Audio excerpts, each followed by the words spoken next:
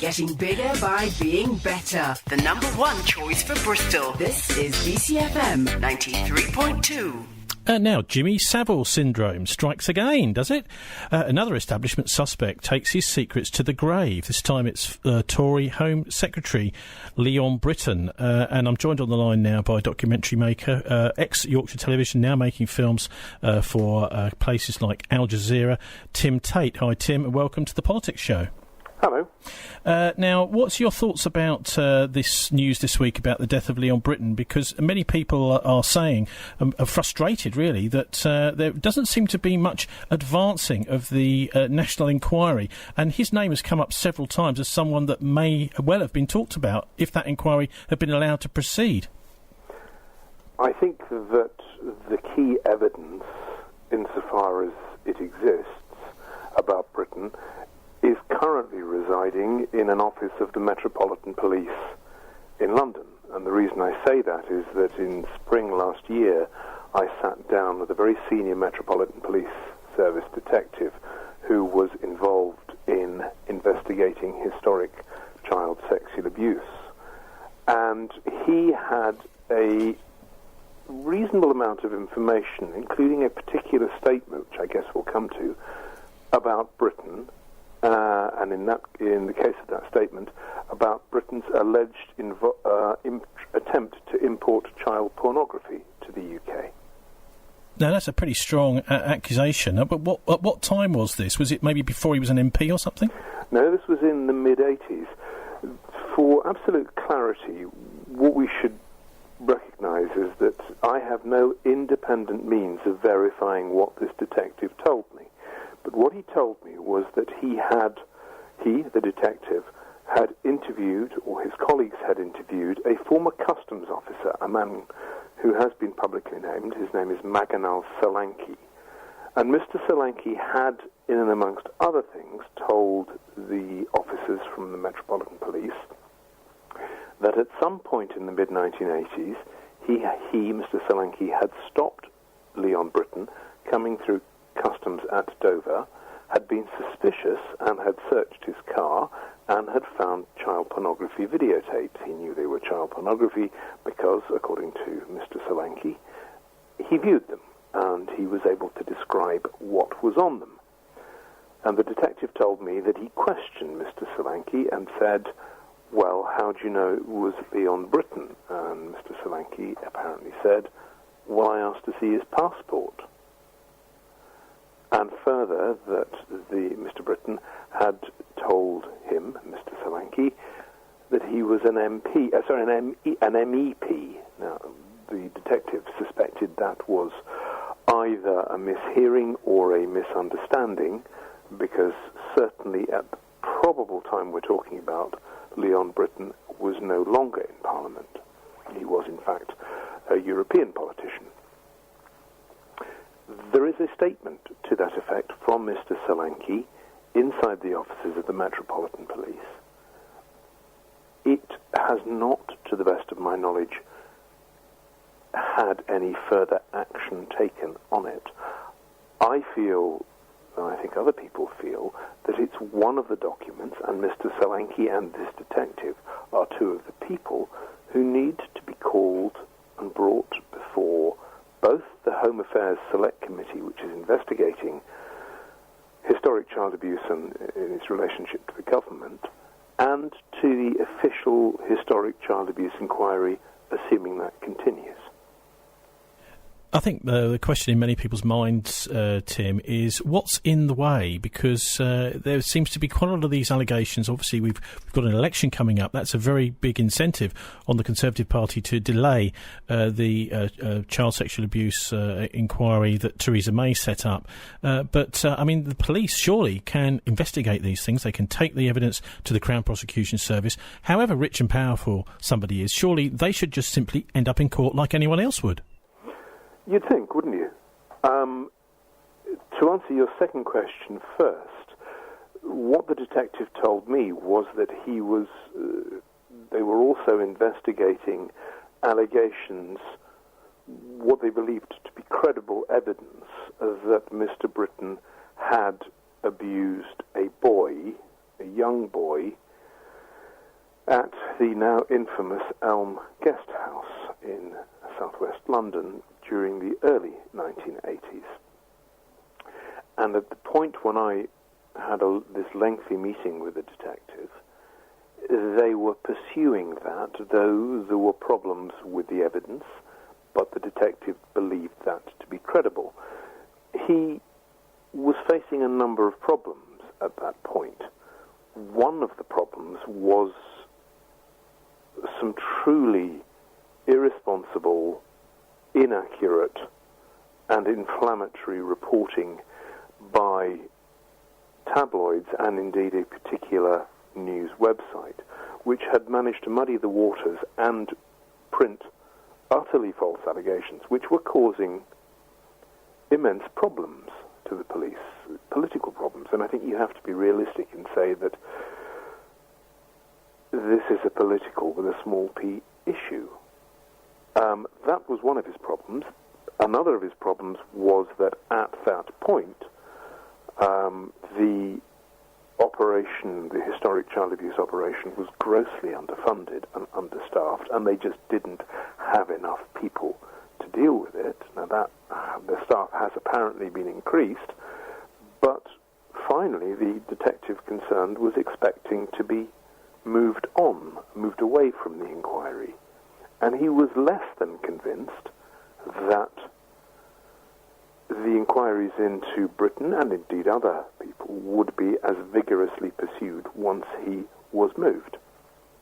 What about other countries, and do you think this is something very particularly specialist to Britain? Because one of the arguments I've heard, I actually think is that there may be some case there, is that actually the British are doing something rather good here, and this sort of thing would happen in other countries and not be investigated. Actually, here in Britain, there is actually an attempt to get to the bottom of it.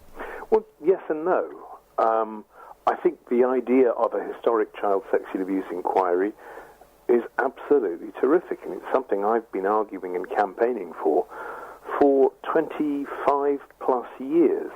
And I was involved in the lobbying effort last summer, which actually finally pushed, I think, Theresa May over the edge and said, all right, we'll hold this thing. My efforts were a very small part of a much wider movement to get this in place, and I think it's a very good thing. There are two problems with that, though. Firstly, it has been calamitously run. The first issue, the first problem it faced, as your listeners probably know, is that it appointed Dame Butler-Sloss to be the inquiry chair. Her brother was the Attorney General at the time when the Paedophile Information Exchange had infiltrated government and indeed had advised against prosecuting the Paedophile Information Exchange.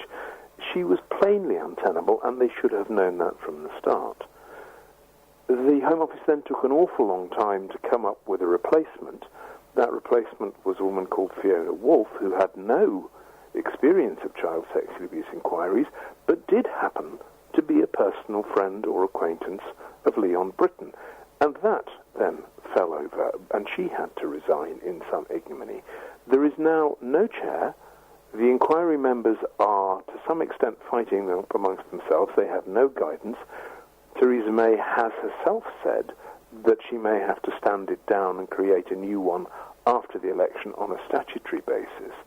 It is, frankly, in chaos. And whilst the idea is great, and it's long, long overdue, the performance of the Home Office in setting this up has been farcical.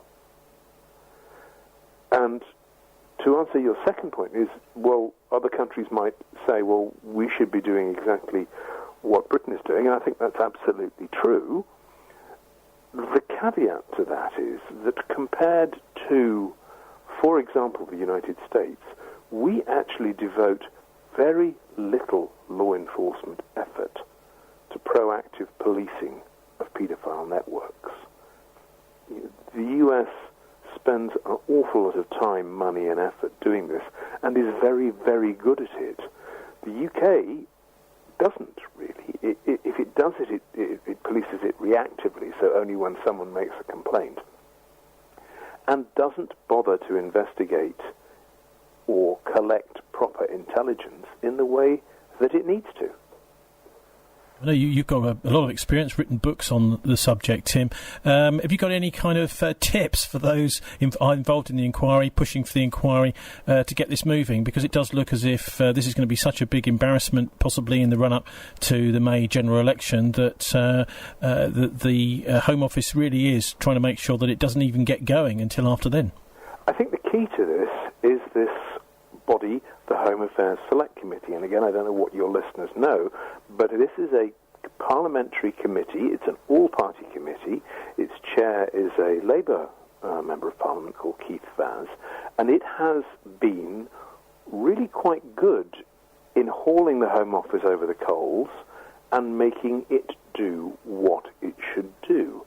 And what I and others have been asking for the last 12 hours or so since news of Leon Brittan's death emerged is that people write to Keith Vaz as chair of the Home Affairs Select Committee and ask him to summon before it, and Parliament has the powers to do this, both the customs officer who claims to have stopped Leon Brittan in possession of child pornography, the detective whose name Mr. Vaz and indeed others know, who spoke to me, who is able and willing, I would imagine, to give the evidence, provided he's protected, and to access the documents on Leon Brittan, which are sitting in the Metropolitan Police Historic Abuse Inquiry files.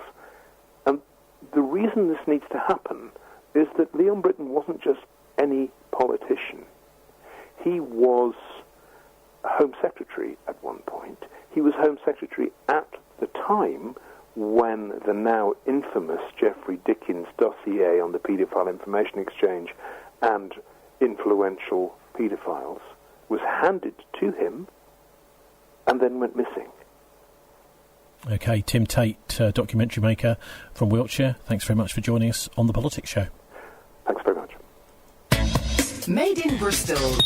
This is BCFM 93.2. Pretty shocking stuff, Martin, about Leon Brittan there, and one wonders, doesn't one, whether the police are going to get charges, trials, this sort of thing going, and whether the Crown Prosecution are also going to get into line and treat some of the people with allegations in powerful positions, because, as I said right at the top of the hour, this is Jimmy Savile syndrome. People are dying who are being accused and not actually coming to court. Well, presumably the perpetrators, whoever they may be, are hopeful that that's exactly what will happen and that they will be able to live out their lives without being dragged through the courts as people like Jimmy Savile weren't, but Rolf Harris was.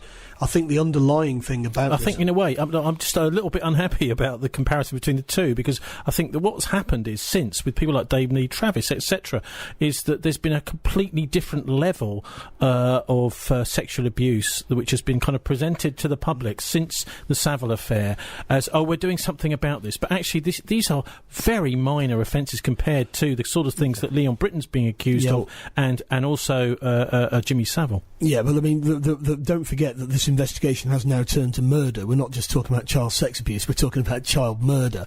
Now, I think the real iceberg under the waves here is the use of child sex abuse as a tool by powerful groups connected to the intelligence services, for example. So I keep mentioning the Kincora Boys Home in Northern Ireland. It's a big issue in Northern Ireland. Everybody talks about it. It's not the sort of thing that's swept under the carpet. So what was MI5's involvement in that? Well, they were the allegation is that they were using the Kincora Boys Home as a honey trap. In other words, they were inviting politicians or paramilitary leaders, it was the original allegation, in there to have sex with underage boys, but then they were being filmed, and then, of course, they were saying, right, now, whoever you from the UDA, UVF, whoever you are, you've now been filmed having sex with underage boys, and now you're in our grasp. But recent stuff I've read about Kincora suggests that top politicians from the other side of the water were going over there and having sex with underage boys, and it looks as if these other